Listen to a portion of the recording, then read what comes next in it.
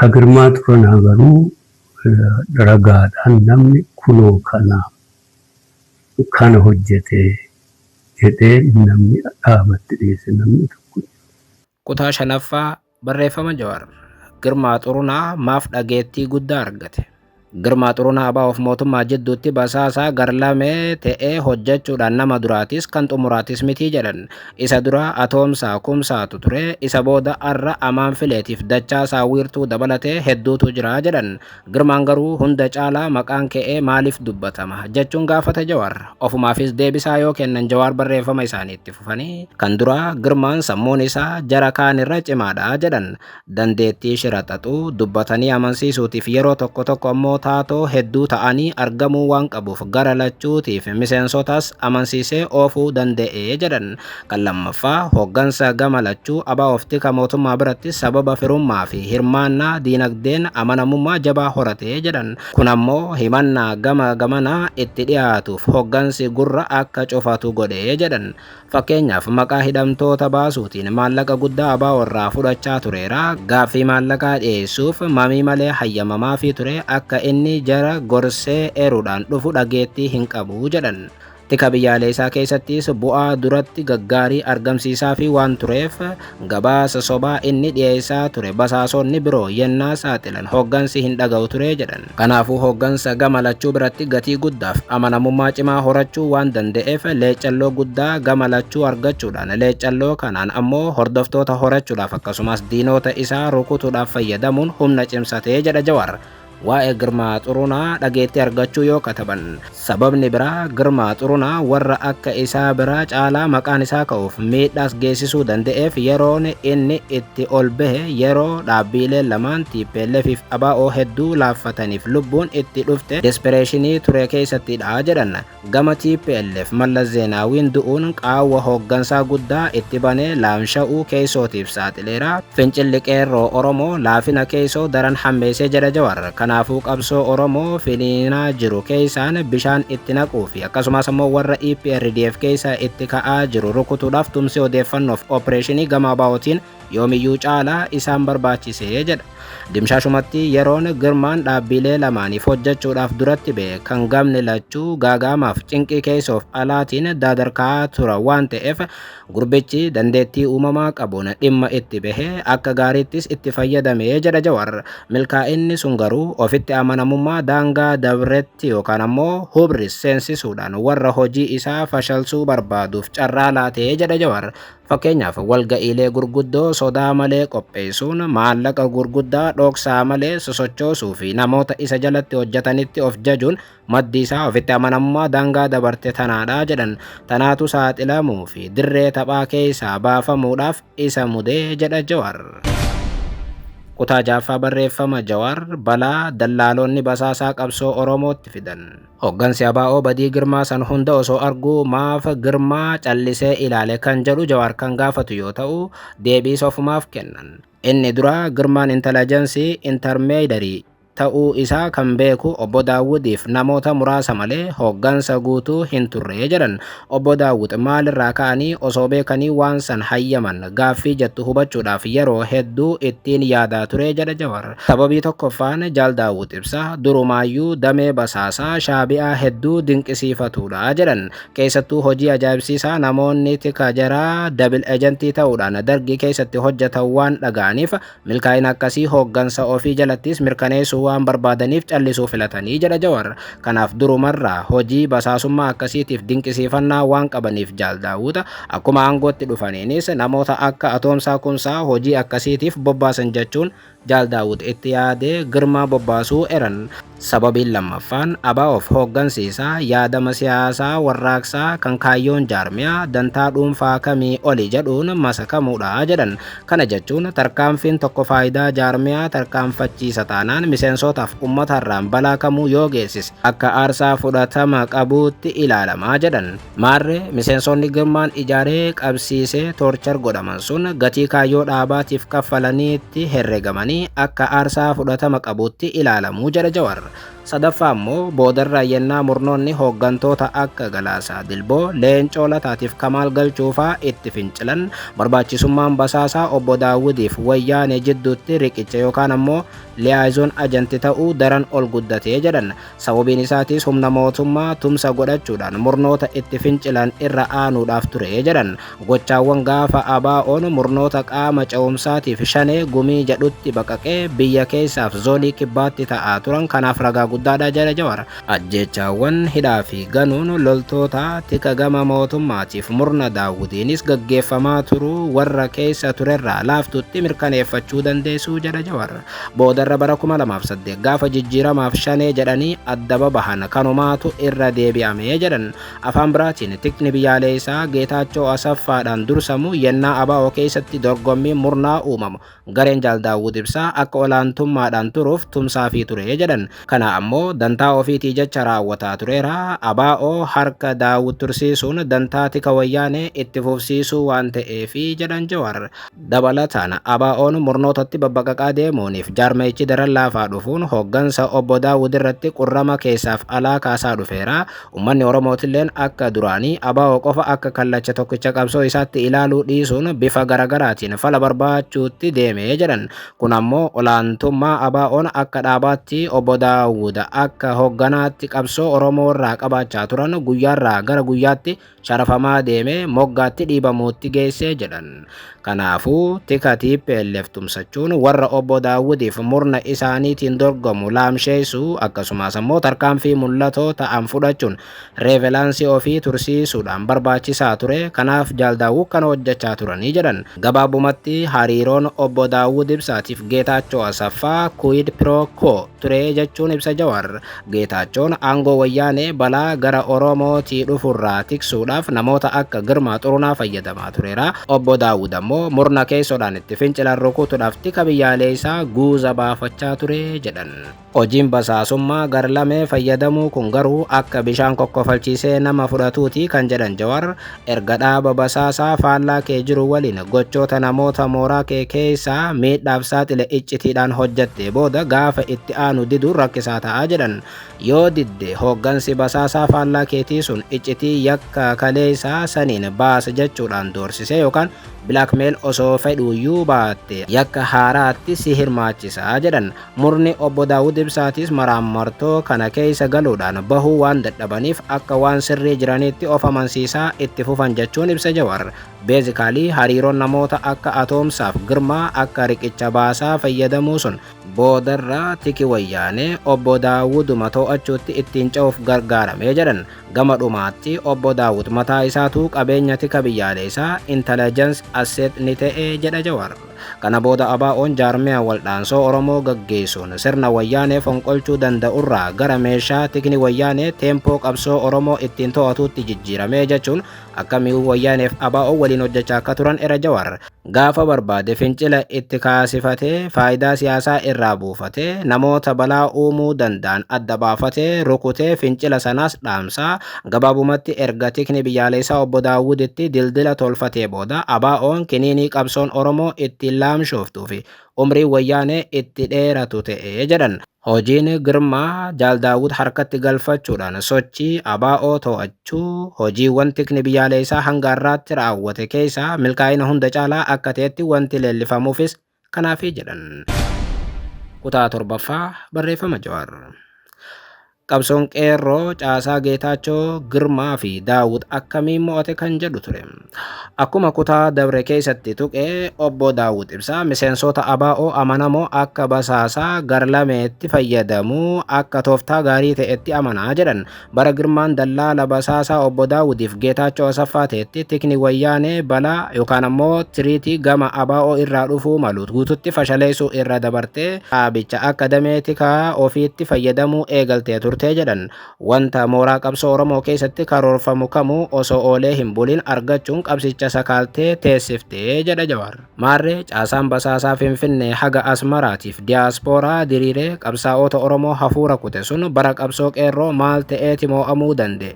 sababoota muraasa haa ilaallu jedha Jawar. Sababni dura milkaa'inuma waajjira tika biyyaalee isaa sanaatu miidhaaf isa saaxilee jedhan.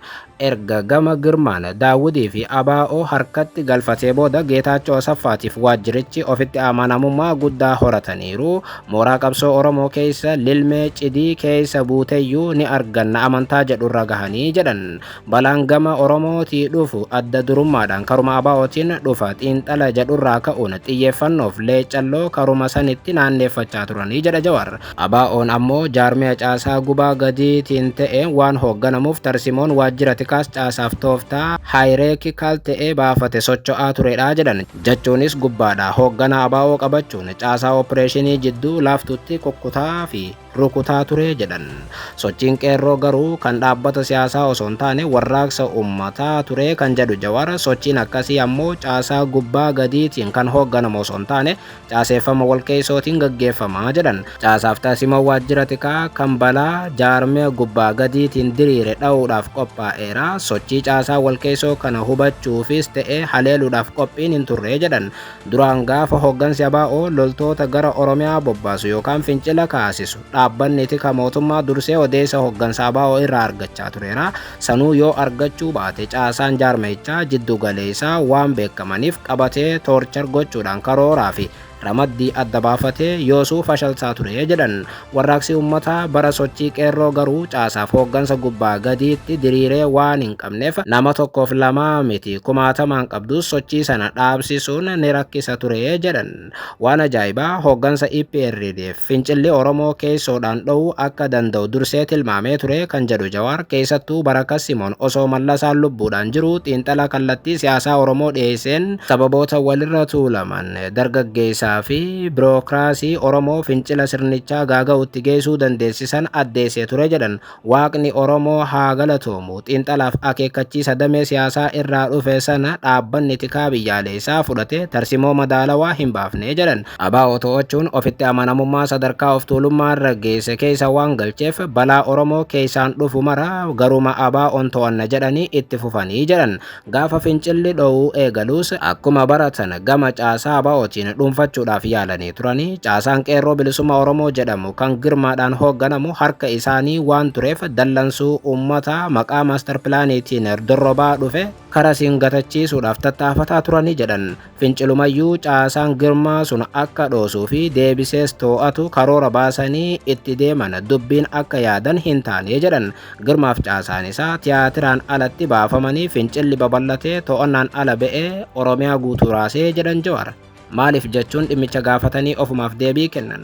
Yennaa miira fincila Oromoo keessaan dhohuudhaaf deemu karaa ABO'tiin to'achuun karoorfatanii kan jedhu Jawar. Warri tika biyyaalessaa waan hin hubatin muraasaatu ture jedhan. Kan dura balaan gara caasaa ABO'tiin qabsoorra gahaa jiru qabsaa'ota Oromoo jidduutti bal'inaan barameera. Namoonni hedduun Eertiraatti leenji'anii yennaa galaniif biyya keessaas yennaa socho'an hidhamaa turaniiru jedhan. Mana hidhaatti akkaataa itti hidhaman waliin odeeffatanii dhaabicha irratti shakkii uummatan. Kanaaf caasaa dhaabaa shakkuun iccitii dhokfachuun cimee ture jedhan. Kanaafuu dhimma tooftaaf karoora qabsoo ilaalchise qondaaltota dhaabaa mannaa namoota caasaa sanaan alaa wajjin hojjechuu eegalan jedha Jawar. Tikni biyyaalessaatis ija isaa guutuu caasaa ABO'rra waan kaayyeeffateef waan caasaan alaan guddataa dhufe kana qalbifachuu hin dandeenye jedhan. Yookaan waan qeerroon alaa hojjechaa jiru quba hin qabu jedhan. Wanti biraa tikni biyyaalessaa sirriitti hin hubatin caasummaan mootummaa kan siyaasaa birookiraasiif nageenya qabsootti hirmaachaa jiraachuudha kan jedhu Jawar. Hirmaannaan sun ammoo akka armaan dura gara ABO'n osoo hin taane caasaa sanaan alaan ture jedhan. Keessattuu erga qondaaltonni raayyaa ittisa biyyaa Jeneraal Kamaaliin hoogganaman ABO'tti makamanii bu'aan dhabamee booda caasaan mootummaa keessaa qabsoodhaaf jecha gara ABO'tti galuun dhaabbachaa deemee jedhan. Sanirraa ka'uudhaan keessoon wal ijaaruu fi sochiileen caasaa ABO'n ala jiran waliin qindaa'uun filatamaa ta'ee dhufe jechuun ABO'n taphaan ala ta'uu eram. Ammaas tikni biyyaalessaa qaama qalbii isaa guutuu ABO irratti fuulleeffatee tureera. Waan caasaa sanaan alaan ta'aa jiru odeeffachuuf hubachuudhaaf carraa ni dhabee jedhan. Keessattuu erga Girmaan taphaan ala godhamee booda dildilli Daawud Ibsaatiif Geetaachoo Asaffaa waan cabeef odeeffannoo daddabarsuunis ta'ee tarkaanfii farra qabsoo qindeessuun tika biyyaalee isaatiif rakkisaa ture jedha Jawar. Namoonni gartuuleen dameelee siyaasaatii fi nageenya mootummaa keessa jiran bifa caasaa Geetaachoo Girmaatiif Jaal Daawud moggeesseen socho'uu danda'uun isaanii milkaa'ina qabsoo qeerroof carraa guddaa banee jedhan. Keessattuu karooraaf tarsimoo mootummaa irratti odeeffannoo argachuudhaaf akkasumas ammoo namoota mooraa qabsoo keessa ta'anii sirnichaaf dalagan adda baafatanii to'achuuf hedduu fayyadee jedhan. Adaduma qondaaltonni waraanaatiif siyaasaa OPDO gara qabsootti dabalaman guddachaa deemeen carraan tooftaaf tarsimoo sirnichaa hubachuu qofa utuu hin taane keessoon fashaluu itti cimee jedhan. Gaafa jarri dhaaba Amaaraa, Bi'aadeenii fi warri kibbaa deedeen gamana hawwataman sirnicha laaftuutti gaggabsuun harka micciiruun ni danda'ame. Akkasitti ABO'n qabsoon ala ta'ee qeerroon qabsoo biyyattii keessatti injifannoo gonfatee jedha Jawar. Barreeffama Jawaar kutaa 8ffaa ABO wayyaanee irraa gara biltsiginnaa gullalle. Kun kutaa xumuraati. Erga wayyaaneen kuftee murni biltsiginnaa aangoo qabatee booda irra jireessaan namoota damee nageenyaa keessa turan waan ta'aniif iccitii hariiroo tika wayyaaneetiif ABO beekuu jedhan. Wayyaaneen keessattuu Geetaachoo Asaffaa caasaa ABO keessatti ijaarrate fayyadamuun fonqolcha nurratti taasisa sodaa jedhu qabaachaa turan. Kun ammoo sababa malee hin turree jedha Jawar. Gara dhumaa 2017tti yaalii warraaqsa gatachiisuu irratti tikni wayyaaneetiif ABO bal'inaan waltumsaa turaniiru jedha Jawar. Maarree murni OPDO aangoo qabate jijjiirama barii balaa tumsa Geetaachoo Daawudiin irra ga'uu malu faccisuuf jecha akkasumas ammoo isaanitti qabatee qabsoo Oromoo rukutuuf ganamumaan tarkaanfii eegalee jedhan. Tarkaanfiin duraa namoota riqicha ABO'tiif wayyaanee turan kan akka Girmaa Xurunaa, Tasfaayee Urgeetiif kan kana fakkaatan taphaan ala gochuudha jechuun akkamitti Abiyyi hidda ABO'tiif wayyaanee akka adda kute era Jawar. Warreen akkasii keessa kanneen murna haaraa aangoo qabatee farka kennan ofitti qabachuun jara kaan haleeluun tarkaanfii biraatii jedhan. Dabalataanis warreen caasaa Geetaachoof Jaal Daawud Ibsaa keessa turan fayyadamuudhaan gochoota fokkisoo hojjechuun aangoo jabeeffachuuf fayyadaman diraamaa boombii waxabajjii 16 hiriira deeggarsaa biyya irratti raawwatame jeequmsa burraayyuutti kaafameef kanneen biroo fakkeenya kanaati. Taateewwan kanarratti qorannoon gaggeessaa jiru gara fuula duraatti isiniif hin dhiyeessaa jedha Jawar. Adeemsa keessa murni aangoo qabate kan PP olaantummaa gonfachaa dhufeera kan jedhu Jawar caasaa dallaalaa basaasaa tika biyyaalee isaatiif ABO jidduutti diriiree tures harkatti galfatee itti fayyadamuu eegalee jedhan. Waraana bilisummaa Oromoo marroo jala jiruuf qabsaa'ota Oromoo ittiin haleeluudhaaf bobbaaseera. Haala kanaan murni obbo Daawud Ibsaa ABO wayyaanee irraa gara biltsiginnaa gullalleetti jijjiiramuuf dirqamee jedhan. Yaasoo Kabbadaa hanga Faqqadaa Abdiisaa amaan fileetii haga Dachaasaa Wiirtuu bakka Girmaa Xurunaa kaleessaa bu'uun alaabaa ABO uffatanii biltsiginnaaf gugguufaa kan jiraniif kanumaafi jedha Jawar. Shirri maqaa fi alaabaa dhaaba qabsoo jala dhokachuudhaan sabboontoota irratti gaggeeffamu bara wayyaanee ilmaan Oromoo kumaatamaan du'aaf hidhaaf saaxileeraa kan jedhu Jawar. Ilmaan abbaa malee maatii ilmaan malee hambiseeraa jedhan. Qaqqaaliin sabaa miira sabboonummaatiin guutamte alaabaaf maqaa ilaaltee galaafatamteetti kan jedhan Jawar. OPDO'n ifatti diinatti maxxantee saba keenya miidhaa turteetti jedhan. Sabboontoonni diinummaa ishii beekuudhaan gootummaan dura dhaabbatanii wareegamaniiru jedhan. Dallaaloonni fi basaasonni garlame maqaa fi alaabaa ABO golga godhatan garuu osoo qulqulloonni sabaa ofirraa hin beekin maqaa qabsootiin waamanii dugda duubaan waraansisaa turanii jechuun ABO'n akkamitti wayyaanee waliin Oromoo fidaa akka tureeran. Dhumaatii fi hidhaa maqaa fi alaabaa jalaan sabboontota irratti raawwatame biratti dallaalummaaf basaasummaan garlamee aadeeffamaa dhufuun siyaasa keenya gara fuula duraatiif balaas ta'eeraa jedha Jawar. Sabboontoonni gantummaa maqaa fi alaabaa qabsoo uffateen miidhaaf saaxilamaniiru. Qabsoo akka nuffan akka wal shakkaniif dabreetu Oromummaa irratti mamii akka horatan taasiseeraa jedhan. Gariin isaanii miidhaa irra gaheen dallana miira haaloo keessa seenuudhaan mooraa diinaatti galanii ummata keenya irratti miidhaa geessisaa jiru jedha Jawar. Waliigalatti shirri maqaa fi alaabaa ABO'tiin raawwatamaa tureef arrallee itti fufee jiru. Qabsoon gara fuula duraa akka hin tarkaanfanne takaaluu qofa utuu hin taane araarriif nageenyi qe'ee Oromootti akka hin deebine gochuu keessatti shoorri taphate hedduudha jedhan. Kanaafuu shira dallaaloonniif basaasonni garlame alaabaaf maqaa qabsoo dahatanii taasisan saaxiluu fi balaaleffachuun siyaasa biyya keenyaa qulqulleessuun hojjechuun barbaachisaadha jedhee amanaa jedha Jawaar. Dirreen siyaasaa keenya ifatti bakka lamatti ba'uu qabaa kan jedhan Jawaar bahaas jiraa jedhan gara mootummaatiif gara mormituu qofaa jedhan. Gaafa sirnaan walirratti qabsaa'uufis ta'ee haasaan dubbii furachuudhaaf haalli mijataan ni uumamaa jedhan. Akeekni dubbiin yeroo dheeraadhaaf garaa osoo na nyaattu qadaadee ture gadi baasee barreesseefis kana ta'uu manni hubachuu qabaa jedhan. Wanti ani dogoggore yoo jiraate isin dhaggeeffadhee sirreeffachuuf gaaffilee qabdanis deebisuuf ani gama kootiin qophiidha jedhan Jawaar. Oromoon dhugaa qabaa, tarsimoon masakame tokkummaa isaa cimsatee shira keessoo micciiree yookaan cicciree balaa gama kamiyyuu dhufu ofirraa qolachuun bakka garaa isaa ni gahaa jechuun Jawaar barreeffama kana goolabaniiru.